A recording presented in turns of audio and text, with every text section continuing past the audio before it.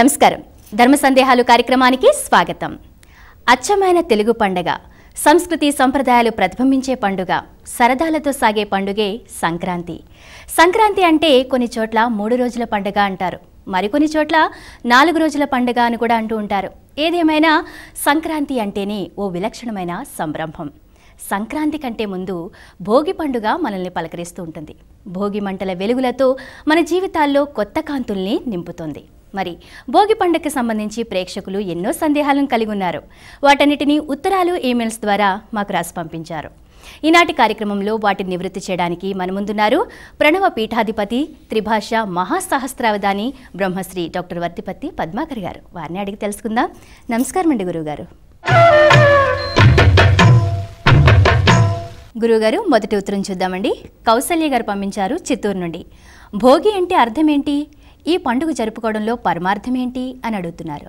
సింధూరారుణ విగ్రహాం త్రినయనాం మాణిక్యమౌళి స్ఫురత్తారానాయక శేఖరాం స్మితముఖీం ఆపీనవక్షోరుహాం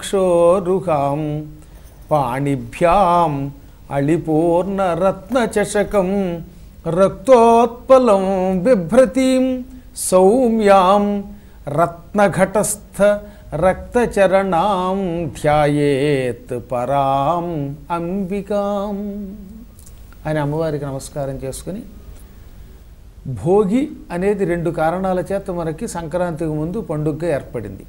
దాని అర్థమే అడిగారు. ఇంతవరకు భోగి పండుగ ఎలా జరుపుకోవాలని అడిగిన వాళ్ళే కానీ అర్థం అడిగేవాళ్ళు చాలా అరుదుగా ఉంటారు. అడిగారంటేనే సగం సంస్కారం తెలుస్తుంది మనకి. భోగం అస్తి ఇది భోగి అని. భోగం అంటే పడగ, పడగ కలిగింది కనుక భోగి అంటే, భోగి అంటే పాము అని అర్థం. ఆదిశేషుడు, వాసుకి మొదలైన వాళ్ళందరినీ కూడా భోగి అంటారు. వాళ్ళందరి దగ్గర పడగలు ఉన్నాయి కనుక.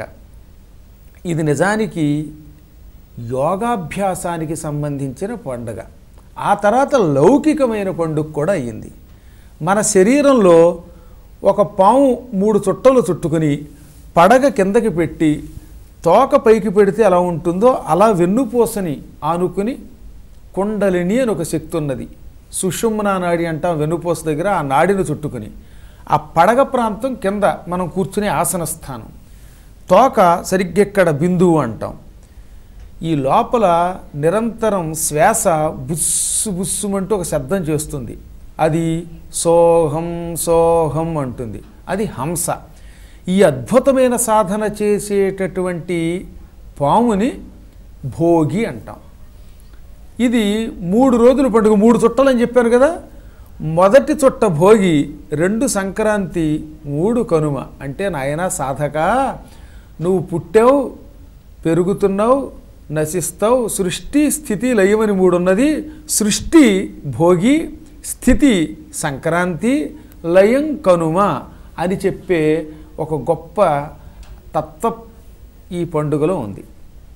రెండవది భోగము అంటే తలంటుకోవడం, శుభ్రం చేసుకోవటం, సుగంధ ద్రవ్యాలతో ఉండడం. ఉత్తరాయణ పుణ్యకాలం సంక్రాంతితో ఆరంభమవుతుంది. మకర రాశిలోకి సూర్యుడు ప్రవేశిస్తే దాన్ని మకర సంక్రమణం. సంక్రమణం అంటే పట్టుకోవటం, రావడం అన్నమాట. ఎందులోకి వచ్చాడు సూర్యుడు? మకర రాశిలోకి. అందుకని మకర సంక్రమణం అన్నాం. 12 రాశులు ఉన్నాయని అందరికీ తెలుసుండదే కదా. మేషం, మీనం, మకరం మొదలైనవి. ఇందులో మకర రాశిలోకి సూర్యుడు ప్రవేశిస్తే మకర సంక్రమణం. ఆ రోజు నుంచి 6 నెలల పాటు ఉత్తరాయణం. కర్కాటక సంక్రమణంలోకి వస్తే దక్షిణాయనం. ఈ ఉత్తరాయణ పుణ్యకాలం దేవతలకి, దక్షిణాయన పుణ్యకాలం మానవులకి పవిత్రమైనవి.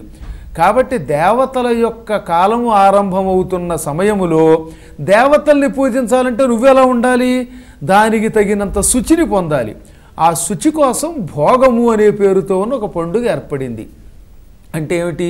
శుభ్రంగా తలంటి పోసుకోవటం, ఒంటికున్న ఈ చెత్తా చెదారం నలుగు ద్వారా తొలగించుకోవటం, శరీరంలో ఉన్న మాలిన్యాలన్నిటినీ బయటికి పంపించటం, ధ్యానం ద్వారా మనస్సులో ఉన్న కుళ్ళు, కుతంత్ర, కుట్ర మొదలైనవన్నీ పంపించటం.